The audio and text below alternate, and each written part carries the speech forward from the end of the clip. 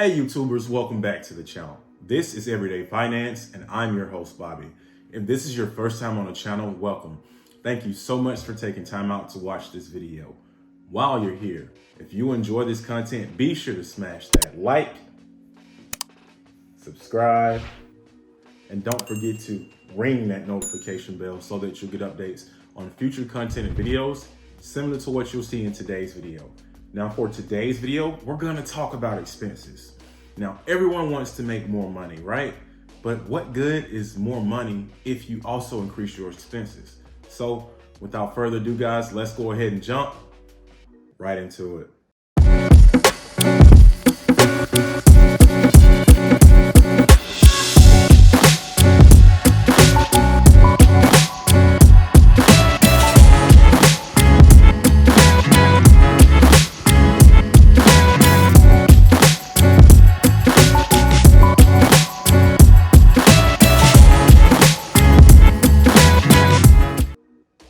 Alright guys, so on today we're going to talk about expenses. Everyone has them. Whether you're a college student that only has a Netflix subscription, or you're the head of a household with a multitude of expenses that you have to account for. We're going to take your expenses, we're going to quantify them into two specific types. Fixed, which will be your housing expenses and mostly car notes, and your variable expenses, which will consist of any subscriptions that you have, utilities, cell phone, internet, and etc. So let's talk about fixed expenses first, and the biggest of the two being the housing or the rental expenses. Now we'll focus on renters first before getting into people who actually own homes. So with renters, there are a few options that you have to lower your housing costs. The first of which would be to check to see if there are any specials that you may be able to use. Now, most specials run anywhere from 6 to 12 months, but if it's a decrease in the amount that you have to pay every month, overall, it could be a large amount that you're able to save. Now, if that isn't something that can be applied to you, then there's also the option of subletting or adding a roommate. If you have an extra room available that you aren't using, you may be able to add a roommate to offset your costs. Or you may be able to sublet the entire apartment to someone for more than what you actually pay so that you're able to make some money as well. If your apartment complex has a garage or if you have a parking space, you may be able to rent those out as well. You never know. There may be a tenant that has more than one car, or there may be someone that just looking for additional parking space that you may be able to actually sell that to. Now, when it comes to homeowners, the first thing you want to look to see if you could refinance.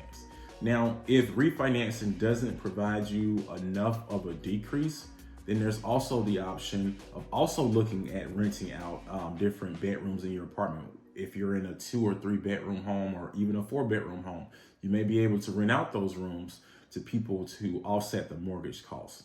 There's also the option of using the Neighbor app to rent out different spaces within your home. Or you could also use your home as an Airbnb as well, where you rent out different rooms for people to come and use as they vacation and things of that nature. And you also may be able to rent out the parking space that you have in your driveway. If there's someone that wants to store things or they want to park things, whether they're going to the airport or something of that nature. The key to this is to be resourceful. You'll want to try to find a way to use what it is that you have in order to offset the cost that you have. Now, let's get into the meat and potatoes of things, and that's the variable cost that you have. Now, the first of these would be a cell phone bill. Nearly everyone on the planet has a cell phone, right? But we do not all have the same service provider. Now, whether you have AT&T, Verizon, or the likelihood of whoever the service provider is, there is a chance that there are discounts that are available to you that you are not taking advantage of. The first of which is autopay. Nearly all cell phone service providers offer a discount to have your cell phone set up on autopay. If you can do it, add it on autopay. It could be as significant as $10 or more. You'll want to look at your cell phone bill overall. You'll want to measure your minutes as well as your data usage. Take an average of it over 3 months. See exactly how much it is that you're using, and if your plan does not coincide with those numbers, then change your plan to a lower number. It's a significant way to reduce the amount that you spend every month on cell phone service. If none of these options have worked for you, then the third option is always to shop around. Now, you will be surprised how many different cell phone service providers are out there that actually offer unlimited cell phone coverage for $25 or less a month. Visible by Verizon, Mint, as well as Boost are three companies that come to mind that offer cell phone service for $25 or less a month. I paid AT&T over $80 a month for internet service. That was until I found out that Verizon offered the same internet service for $25 to $45 a month. Guess what I did? Cut it off. You have to. Do not become so fixated on who it is that you're doing business with just because they make you comfortable in paying your bills. These companies work for you. You have to pay them for their services. So make them work for your business.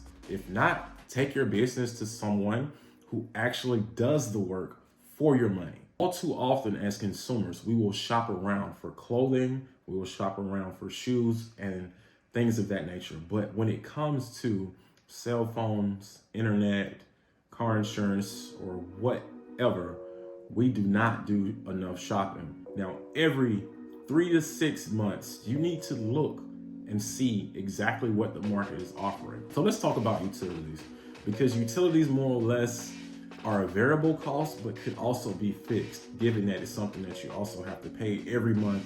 And most utilities are at or near a certain number every month, especially when we guesstimate how much it is that we pay every month. So with utilities for the most part are a monopolized bill, meaning that there aren't a lot of competitors that are available in the market. So you're more or less stuck with whoever the servicer is for your utilities. There may be some tools that are available through that servicer, say something budgetary, that allows you to budget an amount that you want to spend every month. A great example of that is Southern Company. Southern Company offers what's called budget billing. And basically what that does is it allows you to set a budgetary amount, let's say $100, where you only pay $100 for say 6 or 12 months out of the year, and anything that's over that amount, they don't charge you for. Now guys, when it comes to subscription, everyone likes to watch TV. Some of us have favorite series or shows that we like to watch, but one thing that I do personally that has saved me a ton of money when it comes to subscription is I found someone who I deem to be financially responsible. And we've sat down and we've had a conversation about what subscriptions it is that we like. So just to create an example, let's say if I want Netflix, Hulu, Paramount, Discovery Plus, Disney Plus, what's something else that's out there? HBO.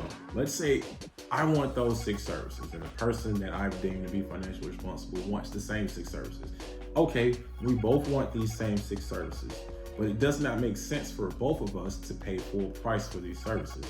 So what we'll do is this. Let's tally up the cost of it. Let's split it in half. We'll split the cost of these 6 services in half. These 6 services are the ones that we know we have to get and we can't go without them. We've got a fixed cost on them. We'll split it in half. Right there, instant savings, half off, basically 50%. In addition to that, let's share passwords, and then we'll create our own profiles within those services so that we don't have to do odds and ends trying to figure out who watched what. Great way, instant savings when it comes to subscriptions, and you don't necessarily have to just cut something off unless it's something that you don't want. Guys, lowering your expenses, there are a lot of psychological hurdles to overcome. The first is that you're experiencing some type of financial crisis. You don't have to be broke, going broke, or searching for money in order to lower your expenses. It's really just a smart thing to do. Guys, when it comes to lowering your expenses, you cannot be afraid to get on the phone with representatives and tell them exactly what it is that you want. Remember, these companies work for you. Your hard-earned money every month goes to them. Make them work for it. Every cent of every dollar. And if they are not meeting what exactly it is that you want or need, take your business to someone who is or who will. So guys, in today's video, we took a look at fixed expenses, which consist of your housing expenses, as well as your car notes. We also took a look at variable expenses, which can include your utilities, your cell phone bill, internet bill, alarms, cables, subscriptions, etc. We took a look at all those things. We talked about a few ways that you can discount as well as lower or completely cut out many of those expenses. If this video and its content have been educational as well as entertaining for you and your family, be sure to smash that like, subscribe, and don't forget to ring that notification bell so that you guys get updates on future content and videos similar to what you saw in today's video. And always remember, guys, there is no goal that is unobtainable when you apply everyday finance. I'll see you guys in the next video.